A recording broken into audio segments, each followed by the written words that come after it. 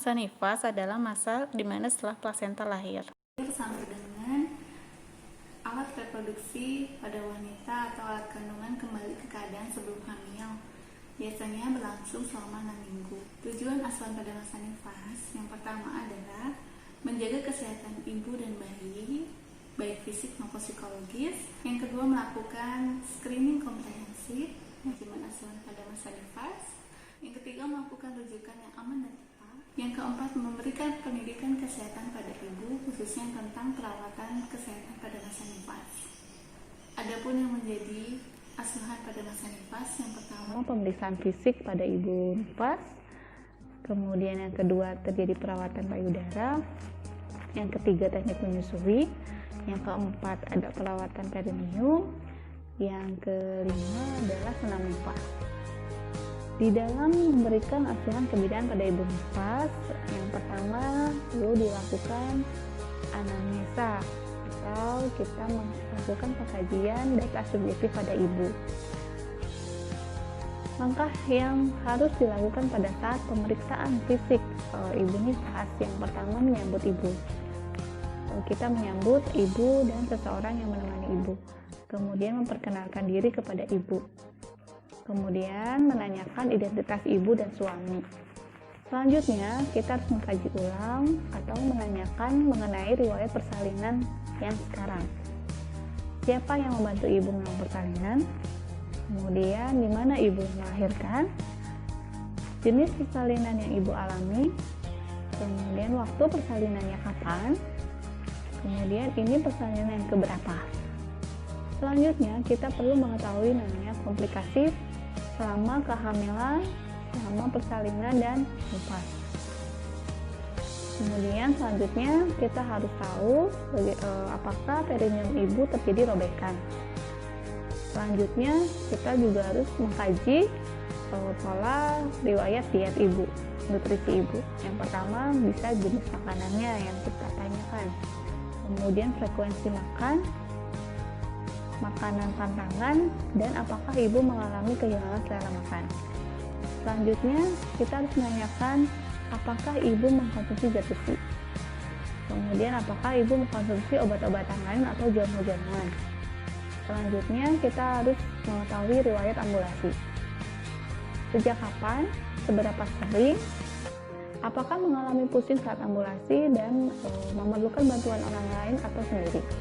Selanjutnya kita harus menanyakan mengenai lokea ibu. Dan selanjutnya menanyakan mengenai riwayat eliminasi buang air kecil maupun buang air besar. Selanjutnya kita juga harus menanyakan mengenai proses menyusui pada ibu, sejak kapan, berapa kali frekuensinya, dan apakah ibu mengalami kesulitan atau tidak. Selanjutnya kita menanyakan mengenai tanda-tanda bahaya postpartum. Yang pertama, mudah lelah atau sulit tidur. Kemudian menanyakan adanya demam, menanyakan nyeri atau terasa panas waktu buang air kecil, menanyakan sembelit atau hemoroid, menanyakan sakit kepala terus-menerus, apakah nyeri, dan apakah ibu mengalami bengkak pada wajah. Selanjutnya kita harus menanyakan nyeri pada abdomen atau tidak, cairan vagina yang berbau busuk, atau payudara yang sangat sakit saat disentuh, bengkak, putih susu pecah-pecah. Dan apakah ibu mengalami kesulitan menyusui? Dan selanjutnya menanyakan apakah ibu merasa kurang mampu merawat dirinya, terjadi kesedihan yang berlarut-larut. Ya, anamnesa yang dilakukan pada ibu nifas itu menjadi bagian yang paling penting dalam proses pemeriksaan fisik, karena menjadi data subjektif pada asuhan. Selanjutnya, setelah kita melakukan pengkajian data subjektif, kita lakukan pengkajian data objektif. Yang pertama harus kita persiapkan alatnya, diantaranya status ibu atau buku KIA ibu, yang kedua tensimeter, yang ketiga stetoskop, yang keempat termometer, yang kelima refleks Hammer, keenam sarung tangan, steril atau DTT, kemudian kapas DTT dalam baskom berisi lautan klorin, tempat sampah medis, sabun untuk cuci tangan, handuk kecil atau lap tangan, dan celmek. Setelah melakukan persiapan alat, Bidang Nun akan selanjutnya menjelaskan pada ibu tentang pemeriksaan yang akan dilakukan. Setelah cuci tangan, kita nilai keadaan umum dan tingkat emosi.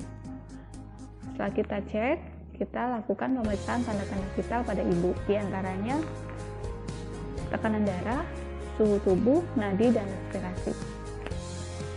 Selanjutnya kita periksa kepala dan leher. Kita periksa adanya udim pada wajah, kita periksa apakah ada warna kuning pada sklera, kita periksa apakah ada pucat pada mata maupun pada mulut. Selanjutnya kita periksa bagian leher. Leher ini apakah ada massa atau rasa sakit pada kelenjar getah bening. Kita periksa kelenjar tiroid, kita periksa tekanan vena jugularis. Selanjutnya kita periksa dada. Di dalam dada ada 2 organ yang harus kita periksa, yaitu paru-paru maupun jantung. Kita inspeksi dahulu kesimetrisan bentuk dan gerak pernapasan, warna kulit dada, apakah ada retraksi dan ada jaringan parut. Pada saat palpasi kita periksa gerakan dinding dada, ada tactical itu secara sistematis. Selanjutnya kita perkusi pada dada, batas-batas secara sistematis, kemudian auskultasi pada bagian anterior. Selanjutnya pada jantung, kita periksa nilai bunyi jantungnya, apakah reguler atau irreguler. Selanjutnya kita periksa organ payudara. Organ payudara menjadi poin penting pada saat masa nifas, karena untuk mengecek bagaimana proses menyusui pada ibu. Kita minta pasien berbaring dengan kedua lengan di atas kepala, melakukan inspeksi. Yang pertama kita cek bentuk, ukuran, dan kesimetrisan. Kedua, puting payudara menonjol atau tidak, apakah ada pengeluaran ASI atau tidak, adanya dimpling atau tidak, adanya jaringan parut atau tidak, dan kita cek kebersihan dari payudara. Selanjutnya kita meminta pasien untuk menurunkan lengan kanan, kemudian palpasi di payudara kiri secara sistematis sampai aksila. Catat apakah ada massa, apakah ada benjolan yang membesar, pembengkakan atau abses. Selanjutnya kita minta pasien menurunkan lengan kiri dan menaikkan lengan kanan. Palpasi payudara kanan secara sistematis sampai aksila, catat adanya massa, benjolan yang membesar atau pembengkakan atau abses. Selanjutnya kita periksa abdomen. Pada abdomen kita inspeksi apakah ada bekas luka atau tidak. Palpasi untuk deteksi ada atau tidak uterus di atas pubis. Yang pertama tinggi penis uteri, yang kedua kontraksi, yang ketiga konsistensi. Selanjutnya kita palpasi adanya massa. Kemudian kita palpasi deteksi penuh atau tidaknya kandung kemih dan pemeriksaan diastasis rektum. Setelah pemeriksaan abdomen, kita melakukan pemeriksaan ekstremitas, memeriksa tungkai dan kaki. Apakah ada varises, kemerahan pada betis, ada udim, refleks patella, dan Homensai. Setelah pemeriksaan ekstremitas, kita periksa genitalia. Kita melakukan persiapan diri, memakai celemek, mencuci tangan dengan sabun dan mengeringkannya. Kemudian kita menjelaskan prosedur tindakan. Menjelaskan prosedur tindakan kepada ibu dan memberitahukan kemungkinan ketidaknyamanan. Yang dilakukan adalah posisi dorsarekumen. Kemudian mengenakan sarung tangan pada kedua tangan. Setelah itu kita periksa adanya udim atau tidak, ada hematom atau tidak, ada varises dan hemoroid. Selanjutnya kita pemeriksaan lokia. Pada saat pemeriksaan lokia, kita cek adanya warnanya seperti apa, kemudian konsistensinya bagaimana, baunya seperti apa, dan jumlah pengeluarannya sebagaimana. Memperhatikan warna, konsistensi bau lokea, serta jumlah pengeluaran lokea. Selanjutnya kita memeriksa perineum untuk penyembuhan dari laserasi atau penjahitan episiotomi. Selanjutnya kita mendekontaminasi sarung tangan dengan cara mencelupkan tangan yang masih menggunakan sarung tangan kotor ke dalam larutan klorin dan kemudian melepaskannya dalam keadaan terbalik serta merendamnya di dalam larutan tersebut selama 10 menit. Selanjutnya kita mencuci tangan 7 langkah, memberitahukan ibu dan keluarga tentang hasil pemeriksaan. Setelah itu kita berikan konseling dan yang terakhir kita lakukan pendokumentasian.